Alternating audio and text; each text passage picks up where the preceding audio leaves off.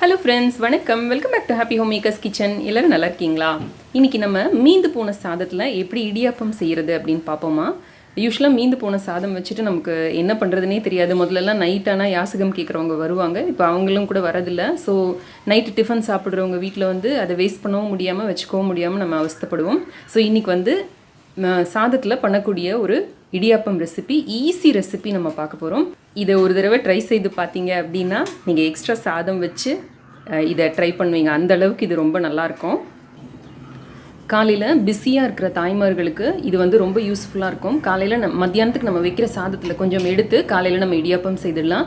இல்லை மத்தியானம் சாதம் மீந்து போச்சுன்னா அதை நைட்டுக்கு இடியாப்பமாக கன்வெர்ட் பண்ணிடலாம்.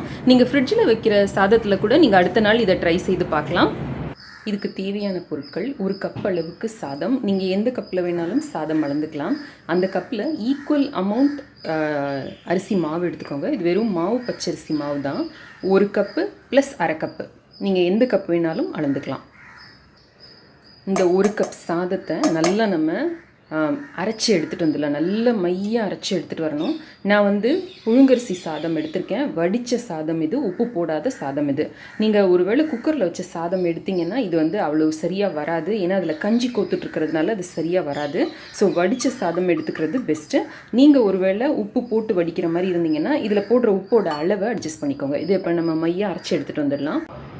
சாதத்தை இந்த மாதிரி நல்லா தள்ளி விட்டு, கையால் தள்ளி விட்டு நல்லா மையாக அரைச்சிக்கோங்க. அப்போ தான் இதில் இருக்கிற அந்த பார்ட்டிகல்ஸ் எல்லாம் நல்லா அரைப்படும் நமக்கு. இதில் இந்த ஒரு கப் அரிசி மாவை ஆட் பண்ணிக்கலாம்.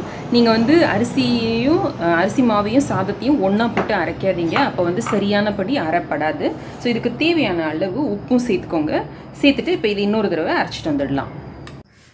இந்த மாதிரி நல்லா பந்து மாதிரி திரண்டு வந்துடும் நம்ம அரைக்கிறப்ப. இதை எடுத்து ஒரு மிக்சிங் பவுலில் போட்டுட்டு இப்போ நம்ம எடுத்து வச்சுருக்கிற அந்த அரை கப் அரிசி மாவை கொஞ்சம் கொஞ்சமாக சேர்த்து இது நம்ம சப்பாத்தி மாவு பதத்துக்கு பிசைஞ்சிக்கலாம். இதில் கொஞ்சமாக ட்ரை அரிசி மாவு தூவிட்டிங்கன்னா இதை க்ளீனாக எடுக்கிறதுக்கு ஈஸியாக இருக்கும். இதில் கொஞ்சமாக அந்த அரிசி மாவு சேர்த்துட்டு இப்படி லேசாக தள்ளி விட்டோம்னா எடுத்துடலாம். இதில் கொஞ்சம் கொஞ்சமாக அரிசி மாவு ஒரு டேபிள் ஸ்பூனாக சேர்த்து பிசைஞ்சிக்கோங்க. இதில் முக்கியமாக கவனிக்க வேண்டியது, தண்ணி எந்த ஸ்டெப்லேயும் ஆட் பண்ணாதீங்க. நீங்கள் எடுக்கிற மிக்ஸி வந்து ட்ரையாக இருக்கிற மாதிரி பார்த்துக்கோங்க. தண்ணி இருந்ததுன்னா இது வந்து அவ்வளோ சரியாக வராது. அதே மாதிரி இந்த அரை கப் அரிசி மாவை ஆட் பண்ணுறப்ப கொஞ்சம் கொஞ்சமாக ஆட் பண்ணுங்கள். ஏன்னா ஒரு அரிசியோட பசைத்தன்மையும் ஒரு மாதிரி இருக்கும். ஸோ இது வந்து நம்ம எல்லாத்தையும் 1.5 கப் அரிசி மாவையும் ஒன்றா சேர்த்து போட்டு அரைச்சோம் அப்படின்னா சில நேரம் ட்ரை ஆகிடும். அப்புறம் கூட சாதத்தை போட்டு அரைக்கணும், கூட அரிசி மாவு போடணும்னு சொல்லிட்டு நம்ம அட்ஜஸ்ட் பண்ணுற மாதிரி ஆகிடும். ஸோ இந்த மாதிரி பண்ணோம்னா தான் நமக்கு கரெக்டாக வரும். இப்போ கரெக்டாக எனக்கு 1/4 கப் அளவு மாவு தான் ஆயிருக்கேன். ஸோ நம்மளோட மாவு ரெடியாக இருக்குது. இடியாப்பம் அச்சு போட்டுக்கோங்க. போட்டுட்டு இந்த மாவை கொஞ்சம் கொஞ்சமாக எடுத்து உள்ளே போட்டு நம்ம இட்லி தட்டில் புழிய வேண்டியதான். இட்லி தட்டில் நான் வந்து எண்ணெய் தேய்ச்சி ரெடியாக எடுத்து வச்சுருக்கேன். ஸோ இதை உள்ளே விட்டுக்கலாம். இப்போ நம்ம நார்மலாக எப்படி இடியாப்பம் புழியோமோ அதே மாதிரி இடியாப்பம் புழிய வேண்டியது தான்.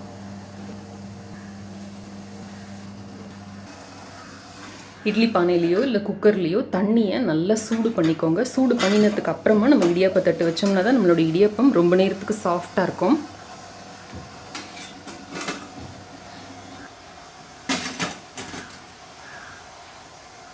இப்போ 7லேருந்து 8 நிமிஷம் வேக வச்சு எடுத்தால் நம்மளோட சுவையான இடியாப்பம் தயார்.